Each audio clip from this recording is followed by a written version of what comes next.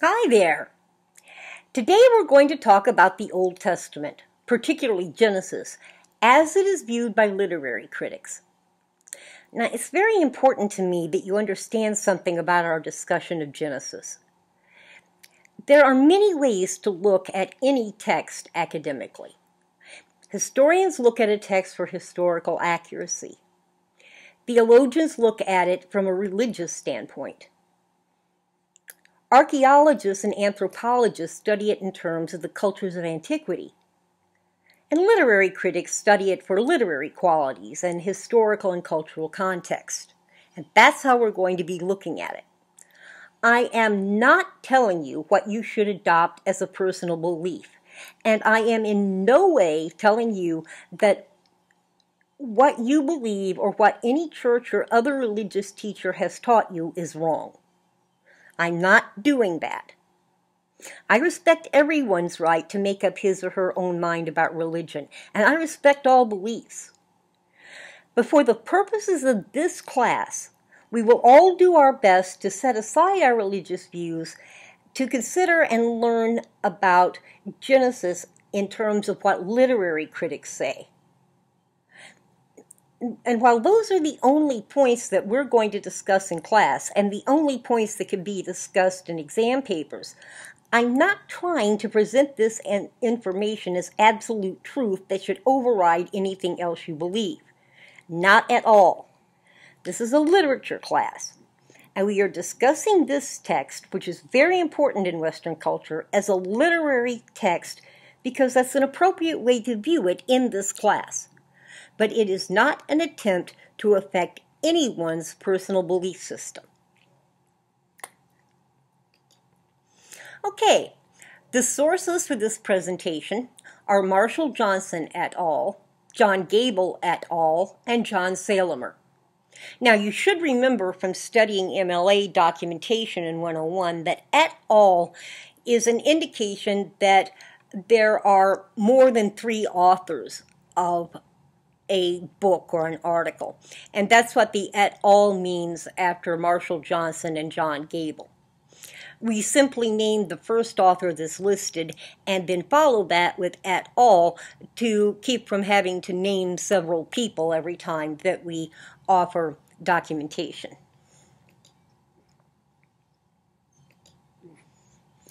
Okay, now, literary critics Marshall Johnson et al. Explained that it's very difficult for people, particularly people in Western culture, to view the Old Testament as we would any other text. One factor that makes studying the Old Testament as a text difficult is the intervening 2,600 years or so between its origin and now.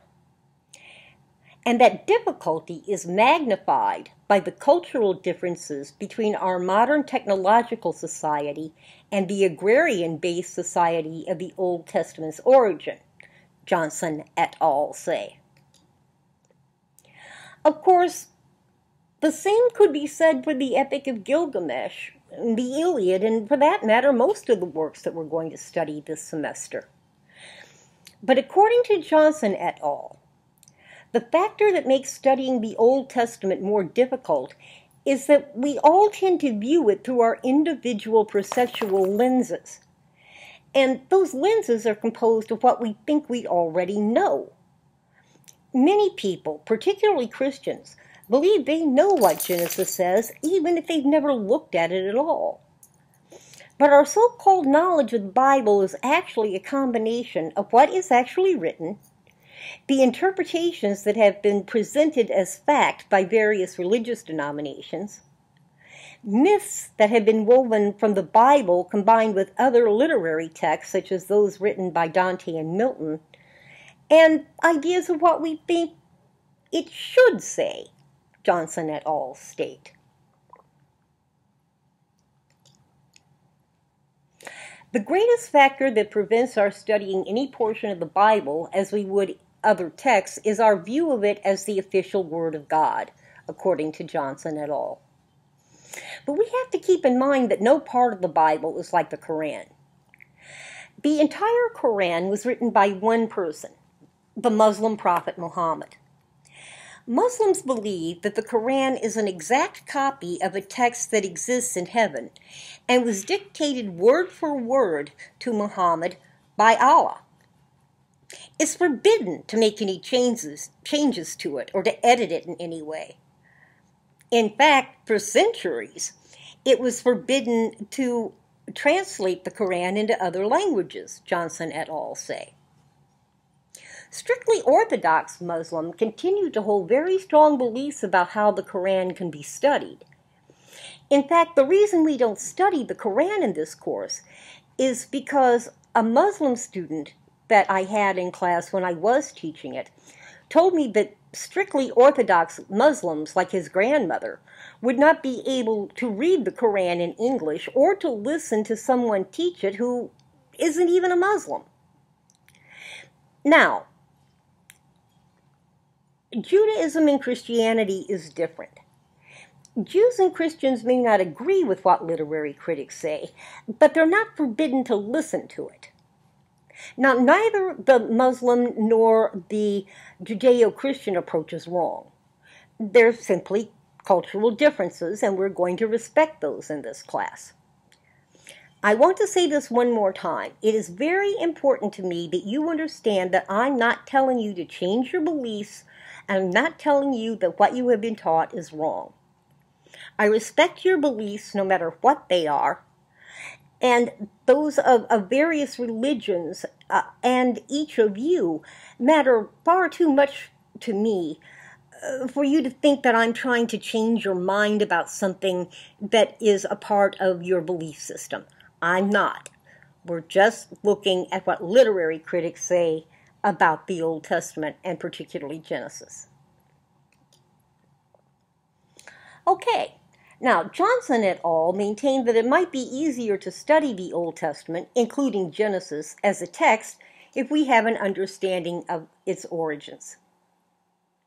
Now, as Johnson et al. Point out, most Christians in Western culture view the Old Testament as some kind of a precursor to the New Testament that foretells the birth and teachings of Jesus. Now, while that is a legitimate way to view the Old Testament, and I'm not saying that it isn't, it's not what it was actually written to be, according to Johnson et al.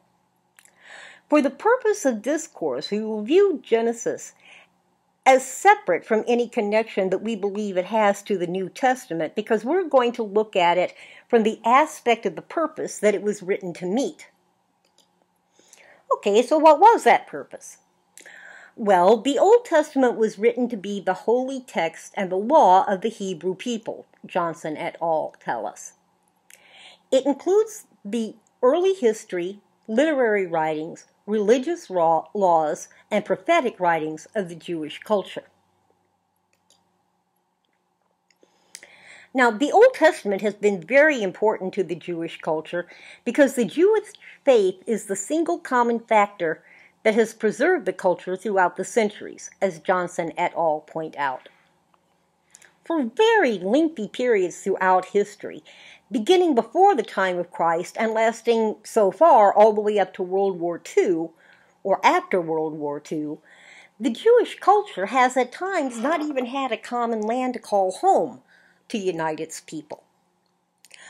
What they did have to hold them together as a people was the book, and much of its content was written specifically to establish and maintain a cultural identity, Johnson et al. Say. From the beginning, Judaism was unique among the cultures of Mesopotamia, such as the culture that produced the Epic of Gilgamesh, which we've already read. In ancient Mesopotamia, only the Jewish culture was monotheistic, meaning that only the Jewish people believed that there was one and only one God, according to Johnson et al.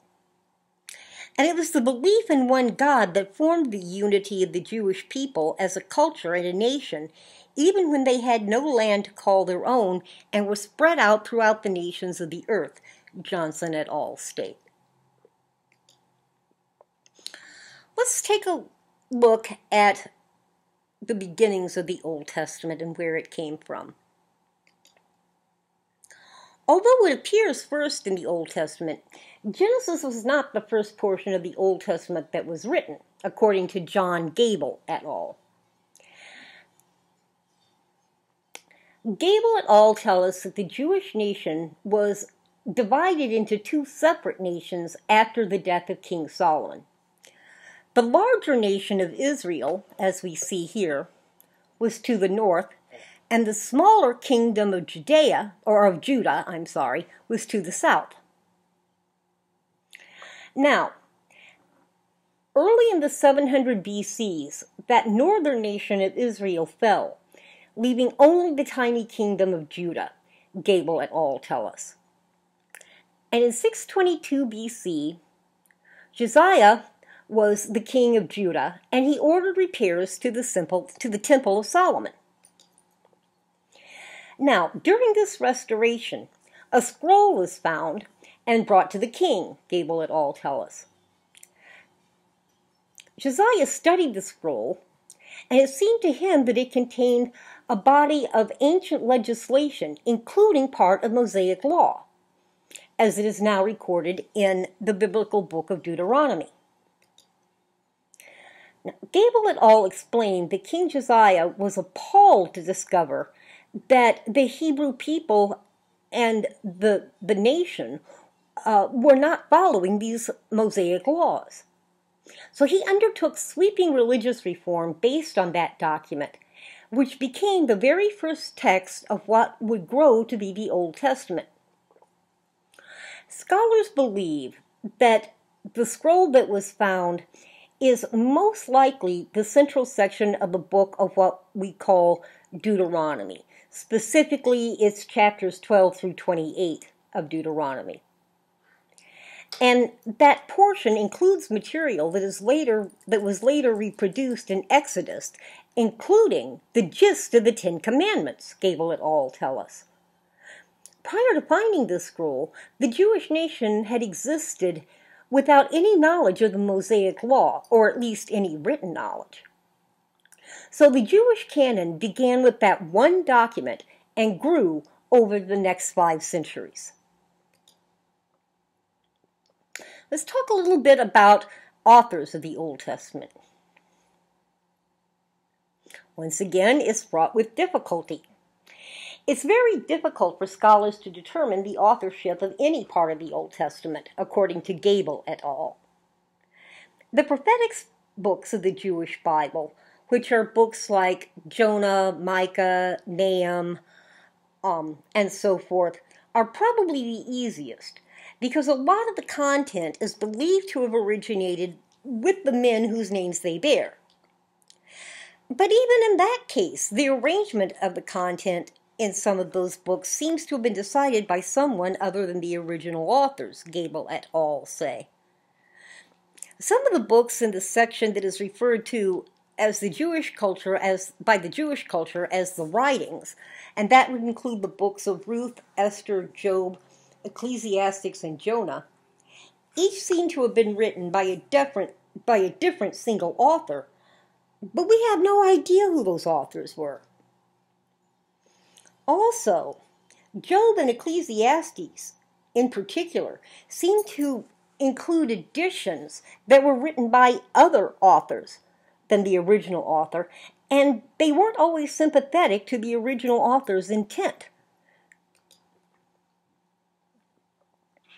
Now, the history of the Bible as a text is further complicated by redactors, who were as important in compiling the text as the actual writers were, Gable et al. Explain. Redactors were people who compiled finished versions of the books using the sources that they had available to them at the time. We have no idea who those people were, but we know by the condition of the texts that have been found by archaeologists that there were redactors. Changes in style, wording, and intention indicate that in some cases, redactors worked with partial versions of books and pieced them together to make a book, while other redactors worked with 2 or more completed versions of a book, and they blended them with lesser or greater success, Gable et al. Tell us. Now, we tend to see these people as editors that are working with materials that were already written.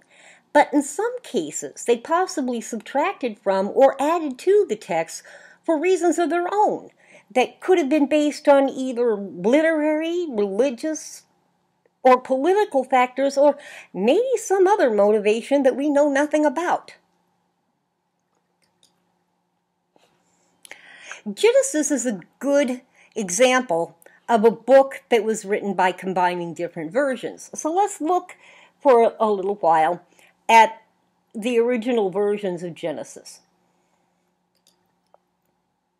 The first 5 books of the Old Testament, Genesis, Exodus, Leviticus, Numbers, and Deuteronomy, are known as the Pentateuch, or the Law. And each of those books is a combination of 4 different versions of the books, according to Gable et al. One version is the D version, and it's the oldest version. In current Bibles, that includes only Deuteronomy, particularly the section that was discovered when the Temple of Solomon was renovated in 622 BC and brought to King Josiah, Gable et al. Say. Of the versions of the other 4 books of the Pentateuch, that would be Genesis, Exodus, Leviticus, and Numbers, the oldest version is believed to be the Yahwist, or J version. And it's called the Yahwist version because it refers to God as Yahweh, according to Gable et al. The next older version would be the E version, in which God is called Elohim, Gable et al. Tell us. Now, the 4th version is the priestly version, which for Genesis, Exodus, Leviticus, and Numbers combines the J and E versions without attempting to maintain any kind of consistency, Gable et al. Explain. For example, the creation story in Genesis chapter 1 is the Elohist version, the E version. The creation story in Genesis 2 and 3 is the Yahwist, or the J version, and it's completely different in terms of the chronology of creation, as Gable et al. Point out. But the P version was written by the Jewish priests who were called Pharisees, and they included in it both the J and E versions of the creation story instead of deciding on one or the other. Now, including 2 versions with no concern for consistency explains why we have 2 completely different creation stories. And there are other stories in Genesis that we also have 2 versions of. In many cases, the differences are minute and have not had a lasting effect on Western culture. However, if we look at the order of creation on the table in the supplied handout, we see at least one difference that has been used at various times in order to influence culture. And this is one of the instances in which what we think we know about Genesis is different from what is actually in the text, and is one that has served some groups very, very well throughout history. If you ask most people how long it took God to create the earth, they would reply, 6 days, and on the 7th day he rested. Okay, great. But that day-to-day breakdown of creation appears only in the Elohist version, which is in Genesis chapter 1. Now, by the same token, if you ask those people how woman was created, they would relate the story of Eve being created from Adam's rib. But that story appears only in the Yahwist version, which is in Genesis chapters 2 and 3. So people tend to rely on one version of Genesis for part of the story, or for most of the story, but they rely on a completely different version of Genesis when it comes to the creation of woman. In the Elohist version, which is chapter 1 of Genesis, verse 27 states, quote, "So God created man in his own image. In the image of God created he him, male and female created he them." In other words, man and woman were created at the same time in the same way. And that's very different from the Yahwist version, in which God creates man first and then creates all of the other animals to keep him company, ending with the creation of woman from man's rib. And they're both excellent stories, and far be it from me to try to determine which one is correct. But the point is that throughout history, those in power have often used that Yahweh story of the creation of woman, in which she's created from man's rib, to insist that she is secondary to man by design. Even though Genesis 1, the Elohist version, says that both man and woman were created at the same time in the same way, which implies equality. Okay, let's take a little aside here. Since we're looking at the creation story in some depth, let's consider another way that what we think we know about Genesis has affected our culture. Most people believe that Satan tempted Eve to eat the forbidden fruit. But if we look at what Genesis actually says, there is nothing that indicates that. It says that a serpent told Eve that she could eat the fruit. But nowhere does it say that the serpent was Satan. In fact, the best known piece of writing in which the serpent is actually Satan is the epic poem Paradise Lost by John Milton. Now, that's an excellent piece of literature, but it's not part of the Old Testament. It's purely fiction. So what? Well, let's look at the situation from Eve's point of view if we read what is in Genesis without adding other information. We see that God tells Adam, one of God's creatures, not to eat the forbidden fruit. Then the serpent, another one of God's creatures, tells Eve that she can eat the forbidden fruit. Now, while it's not necessarily true, and I'm not arguing that it is, it could be argued, based on biblical information, that Eve's main mistake was in believing one of God's creatures over another one. But in spite of that, women have been blamed for bringing sin into the world throughout the history of Christianity. And women are particularly held responsible for men having sexual urges, as we're going to see in other literature that we read. Because, of course, men have no sexual urges unless women force them to have them, right? That's why we don't see things like homosexual rape in men's prisons, because sex is entirely woman's fault. We're going to see in the literature we read, and as we discuss the historical context for those literatures, that belief that woman is to blame for man's sin and that woman is to blame for man's sexual sins in particular, that belief has been used and held against women for centuries.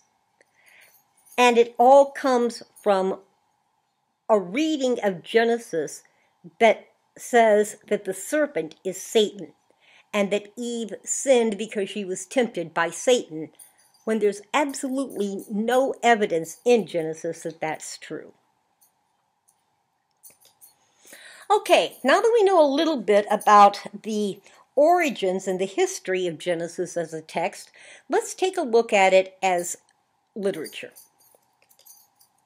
According to literary critic John Salemer, Genesis, as the name implies, is the book of beginnings.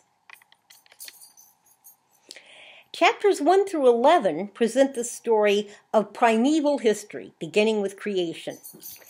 That includes the story of man's downward spiral and 3 great punishments: the expulsion from the Garden of Eden, the flood for which Noah builds the ark, and the creation of languages and dispersal of man following their attempts to build a tower that would allow them to climb to heaven, Salemer points out.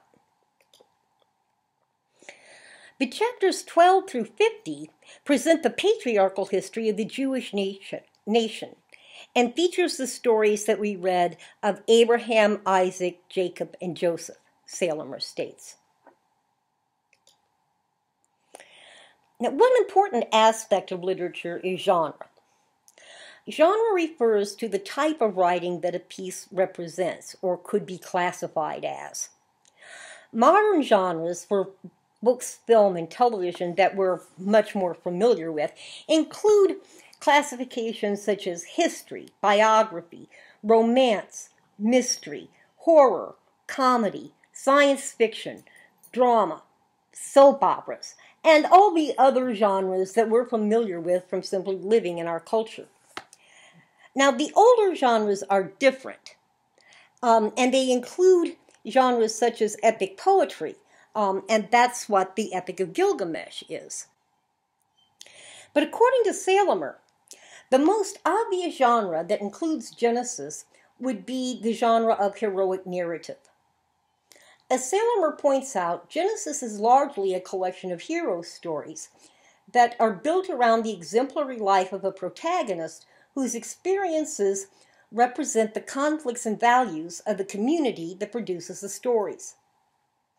Understanding the characteristics of a hero in a literary work is really important because the heroes capture the popular imagination, but they also reflect the traits that a culture admires and promotes a culture's self-awareness, Salemer says. So let's take a look at Genesis as an heroic narrative. According to Salemer, each of the heroes in Genesis is unique, and each of the heroes' stories has a distinctive flavor. Also, not all of the heroes are men, as they were in the Epic of Gilgamesh, and as we shall continue to see in the Iliad and the Inferno. Other ancient literatures were written by men exclusively for the entertainment of men, and women were simply not seen as playing a significant role in that world, except as supporters of men and their goals. But the Old Testament is very different in that women do play a significant role. In fact, looking at the Old Testament as a whole, the first non-military ruler of Israel, and those were called judges, was a woman named Deborah. But even in Genesis, women play a significant role. For example, believing she is too old to have a child, Abraham's wife Sarah interprets God's promise of descendants as numerous as the grains of sand in a way that aligns with laws of the time. At that time, a handmaiden could become pregnant by a woman's husband, and if the handmaiden gave birth in the wife's lap, the wife was considered the mother. And Sarah does this. And this decision actually ends up having a major impact on world history. Because when Sarah does become pregnant, she exiles her handmaiden and her handmaiden's son, Ishmael. Now, Ishmael is viewed as the father of the Islamic people. And for obvious reasons, this situation led to a conflict between the Islamic and Hebrew nations as to which culture is the heir to the covenant that God made with Abraham. And that covenant, of course, was that if Abraham followed God, God would reward him with a land of milk and honey, meaning Israel, and a line of descendants that would be as numerous as the grains of sand. Now, many additional events and conflicts obviously have ensued between the Hebrew people, the Jewish people, and the Muslims concerning, for example, who is the rightful owner of the land that we now refer to as Israel. But even though there have been all of those additional conflicts, this conflict over who is actually Abraham's legitimate heir was the beginnings of that cultural disagreement between the two groups. Now, as we saw, this passing down of God's covenant with Abraham along family lines produces a conflict in Genesis itself that's completely separate from the Muslim-Israeli conflict. And a woman plays a very significant role in that conflict, too. The covenant was supposed to be passed down to the oldest son. But Isaac's younger son Jacob tricks his older brother Esau into selling his birthright. But it's Rebekah, Isaac's wife and Jacob's mother, that actually devises the plot to disguise Jacob as Esau in order for Jacob to actually receive Isaac's blessing. Now, within the context of those individual stories about Abraham and Sarah and Isaac and Rebekah, the women's actions could be viewed as acts that ignore their husbands or even attempt to deceive them. But their actions are also heroic attempts to ensure that God's covenant with Abraham is passed on. So we do see women heroes in the Bible, even in Genesis. Now, the first hero story in Genesis is the story of Adam and Eve. And as Salemer points out, Adam and Eve are characterized as prototype parents of the entire human race. But they're also archetypes, that is, typical examples, of sinners, because they are punished for disobeying God. And disobeying God is how sin is often defined in Western culture, according to Salemer. Another hero story in Genesis is the story of Noah and the flood. Now, Salemer says that Noah is characterized as the only person of integrity in a time that is overrun by evil. And it is his integrity and faithfulness to God that leads God to decide to save him and his family, as well as all the animals, instead of destroying all life on earth. Another tale is the story of Abraham. And that story is a quest story, kind of similar to the Epic of Gilgamesh, except, of course, that Gilgamesh undertook quests to further his own interests in immortality, while Abraham undertakes his quests under direction from God.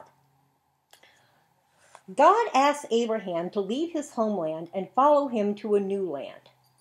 And God promises that if Abraham will do that, he will be taken to a land of milk and honey, and his descendants will outnumber the grains of sand on the earth. That is the covenant that God makes with Abraham. Now, the word testament is a synonym for the word covenant, and the entire Old Testament arises as a result of God's covenant with Abraham. But Abraham isn't only on a quest for a land, he's also on a quest for a son. The elderly Abraham and his wife Sarah are childless when God enacts this covenant. Now, Abraham's faith in God leads him to know that he will have a son, but he's not really sure how that's going to be possible. And so, as we've discussed, he and Sarah try different approaches on their quest to meet that goal. Now, Jacob's story is very different from Noah's and Abraham's.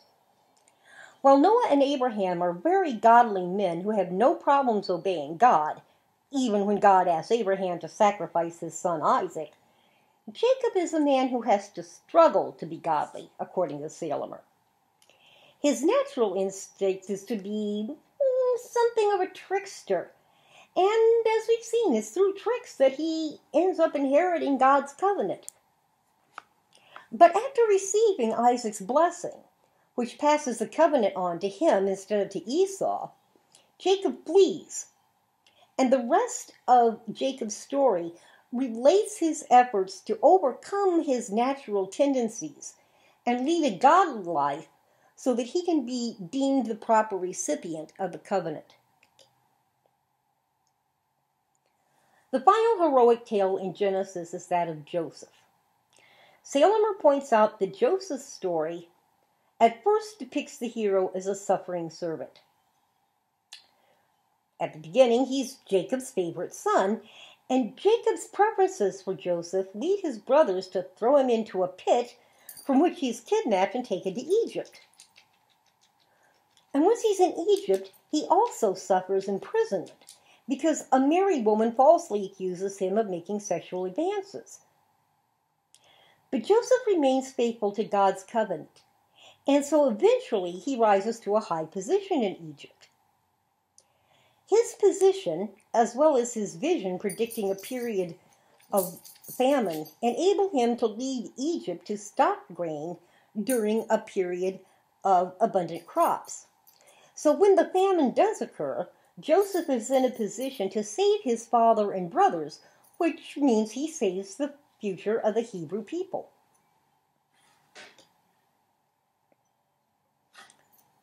Now, while Genesis can be viewed as an heroic narrative, as we've seen, it can also be viewed as an epic narrative, according to Salemer. An epic narrative tells the story of the formation and identity of a nation, particularly the formation of a nation under divine providence, according to Salemer. As we've discussed, while each of the heroic tales is distinct and offers differing insights, all of the stories from Abraham through Joseph are significant in how the Hebrew culture was created and passed on. And as we recall, Johnson et al. State that the Old Testament as a whole was written at least in part to provide unity for the Jewish people, even in the long periods when they were spread across the known earth and had no land to call their own. So with a focus on God's covenant with Abraham and the lineage through which it is passed on, Genesis plays a very important role in that function. But Salemer points out that Genesis is epic in another sense as well. It is the story of the beginning of what biblical scholars refer to as the overarching story of salvation history. Salvation history is the history of God's protection, judgment, and redemption in dealing with the human race, Salemer explains. And we do see God both judge and redeem the human race in several Genesis stories, most notably the story of Noah. In that story, if we recall, God actually regrets creating the earth because all of the people are evil, and he plans to destroy it. But Noah's integrity and faith provide God with the way to redeem mankind and provide it with a future. But whether we compare Genesis to other ancient heroic narratives or other ancient epic narratives, Genesis is very, very different. In fact, to be honest with you, its differences are so stark that one of the easiest approaches to writing the first exam paper is to compare the heroes of Genesis to either the heroes of the Epic of Gilgamesh or the heroes of the Iliad. As we have seen, heroes of the Epic of Gilgamesh were largely military heroes, and we are going to see that to an even greater degree when we study the Iliad. But as Salemer tells us, Genesis focuses not on military victories and battles, but on family life. It's how family members relate to each other, how they interact that is the focus of Genesis. There are no battles in Genesis, no kings, no warriors, armor, swords, shields, or any of the accoutrements of battle.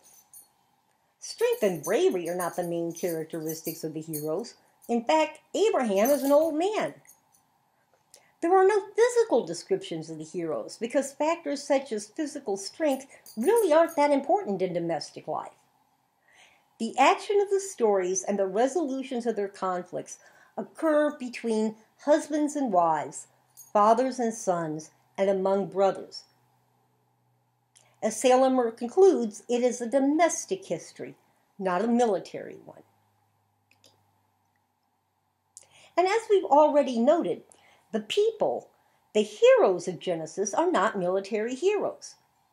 They are simple shepherds, hunters, and farmers, living in a rural setting, as Salemer points out. There are no great cities like Uruk in the Epic of Gilgamesh or Troy in the Iliad. The events occur among hills, valleys, streams, and deserts, Salemer states. They are stories of elemental life, the type of life that most people lead, instead of the stories of a chosen few who reach great heights as warriors and kings. But as Salemer points out, they are no less heroic and epic narratives than other ancient writings that do focus on military and political life. Thank you very much for listening to this presentation. I hope it helped increase your understanding of the book of Genesis as it is viewed as a literary text. And I do hope that you do understand that I am not attempting to take issue with anybody's religious beliefs or to tell you what to believe. This is what literary critics believe, and this is what they say. And since this is a literature class, that's what's appropriate for this course, and that's all that we're going to consider. But that doesn't necessarily mean they're right. Okay? But if you have any questions or you need clarification of any point, by all means, email me. And of course, you're going to email me from an account other than Canvas at deborah.oakey@csn.edu. Thanks again for your attention. I hope you have a really wonderful day and have some time to enjoy yourself. We'll talk again soon.